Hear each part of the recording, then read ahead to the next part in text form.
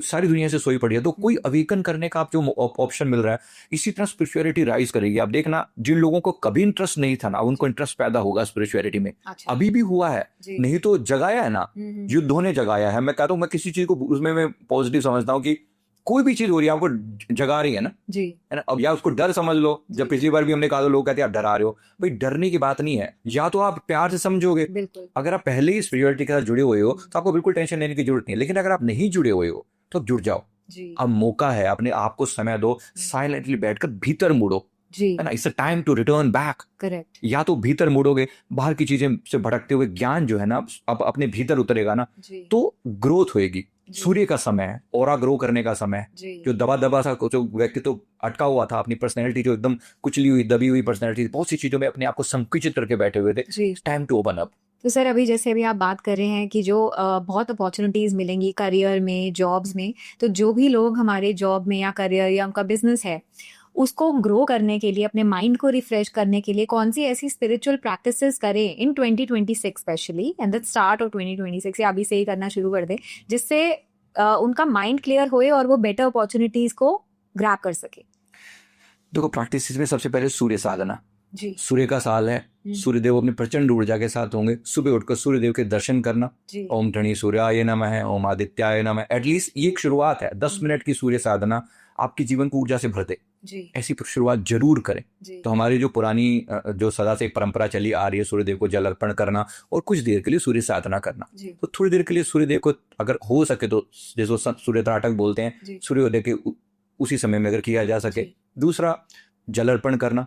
तीसरा, अगर आप फेमस होना चाहते हो तो उसी समय में सूर्य गायत्री मंत्र, ओम आदित्याय विद्महे दिवाकराय धीमहि तन्नः सूर्य प्रचोदयात्, इस मंत्र की 108 चैंटिंग करो।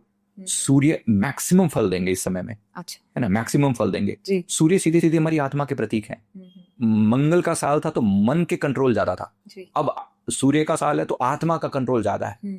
तो अपने मन की जो कि जकड़न में जो अटके पड़े थे ना, उससे हट के अब सूर्य की तरफ यानी आत्मा की तरफ शिफ्ट होने का समय है। जो व्यक्ति ये करेगा तो साइलेंट बैठे।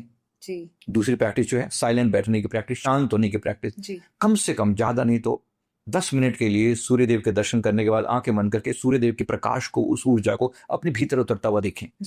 ये आपको अवेकनिंग लेकर आएगी।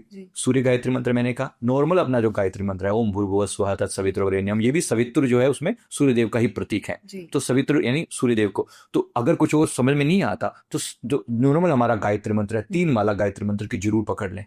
सनातनी है, हम पक्के सनातनी है, ये भी हमारे सनातन होने का एक और मतलब एक और इसकी प्रैक्टिस है जो हमें और स्ट्रॉन्ग बनाएगी। तो ये एक बेहतरीन चीज है। एक और चीज जो बहुत इंपॉर्टेंट है वो है ग्राउंडिंग करना अपनी। मतलब ग्राउंडिंग का मतलब है कि आप कहीं ना कहीं, मतलब सूर्य ऊर्जा देगा आपको, लेकिन अपनी जो अंदर से जो नेगेटिविटी निकलेगी वो कहाँ जाएगी, कहाँ, तो वो अर्थिंग होनी उसकी जरूरी है। उसके लिए अगर पॉसिबल हो तो बेयर फुटेड घास पर, नंगे पैर घास पर चलना, अगर ये पॉसिबल हो पाए तो जरूर काम करेगा।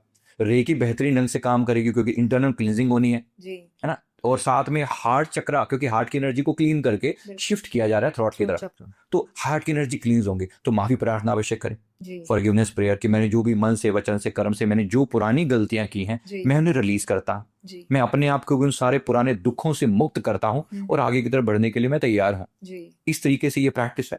फ्रीक्वेंसी वाइज कहूं तो 528 हर्ट्ज हार्ट की फ्रीक्वेंसी होती है, इमोशनल रिलीज की फ्रीक्वेंसी होती है। 963 हर्ट्ज आत्मा के जागरण की, थर्ड आई की फ्रीक्वेंसी होती है। इन दोनों फ्रीक्वेंसी की ऑडियो नेट पे आप सुन सकते हैं। बहुत पावरफुल है, एक्टिवेट करने में हेल्प करेगी। 528 एंड 963, इस दो फ्रीक्वेंसी, ये एक हार्ट को और एक थर्ड आई को अवेकन करेगी, जगाएगी। तो ये प्रैक्टिस करने का समय है। त्राटक कर सकते हैं, बेहतरीन रिजल्ट देगा इस दौरान। और गुरु तत्व से जरूर जुड़े। मतलब जो जिनके कोई गुरु नहीं है, अब किसी गुरु की शरण में जाइए, सूर्य गुरु है। मतलब सूर्य आदि गुरु कहे जाते हैं, क्योंकि जब कोई नहीं था तो सूर्य देव थे। तो सूर्य देव को जैसे समर्पण, उसी प्रकार से अपनी ईगो को सरेंडर करते हुए, छोड़ते हुए, फॉल्स ईगो को समर्पण की तरफ, सूर्य देव की तरफ यानी गुरु तत्व की तरफ झुकने का प्रयास करें। तो जिनके गुरु नहीं है, गुरु की शरण में जाने का प्रयास करें। तो सर जैसे अभी आप बात कर रहे हैं ऑरा की, I want to ask you कि अगर किसी लिविंग पर्सन का ऑरा या कामिक वेट, चाहे जैसा भी हो, क्या वो किसी दूसरे पर्सन को इफेक्ट करता है या हमारी सराउंडिंग्स को या हमारे कोई भी फैमिली मेंबर को? डेफिनेटली इम्पैक्ट करता है। अच्छा। किसी भी हमारा ऑरा का मतलब ये कि हमारा ऑरा लगभग 4 से 5 फीट का नॉर्मल ऑरा किसी भी व्यक्ति का होता है। अब इसका मतलब है कि जो लोग भी उसके 5 फीट के दायरे में आएंगे जी। तो उन सब के ऊपर कोई ना कोई इम्पैक्ट पड़ेगा। अच्छा। तो जो लोग बहुत क्लोज होंगे उन पे बहुत ज्यादा पड़ेगा, जी। जो लोग थोड़ा दूरी पे होंगे उन पे कम पड़ेगा। राइट? इसी तरह एनवायरनमेंट को भी इफेक्ट पड़ता है, यानी पेड़ पौधे तक भी प्रभावित होते हैं। जी। है ना? आपने सुना होगा कि कुछ जैसे जब ऋषि मुनि हुआ करते थे तो उन ऋषि के आश्रम पर शेर और बकरी एक ही घाट पर पानी पीते थे। ये इसका अर्थ क्या है? इसका जो स्पिरिचुअल मीनिंग है, इसका मतलब है कि उस समय उनकी ऑरा का प्रभाव ऐसा था कि क्रूर जो इंसान था ना वो भी अपनी क्रूरता छोड़ देता था। जी। उनके ऑरा का प्रभाव था ना, उसका माहौल इतना बनाया पवित्र बनाया गया था। जी। तो ऐसे ही प्रत्येक व्यक्ति का अपना एक ऑरा है। और जिस व्यक्ति के सामने उस ऑरा के उसके पावरफुल ऑरा में अगर किसी का स्ट्रांग है तो सारे लोग अपनी बेसिक जो टेंडेंसी लेकर बैठे हुए हैं, नेगेटिव टेंडेंसी, वो भूल जाते हैं। जी।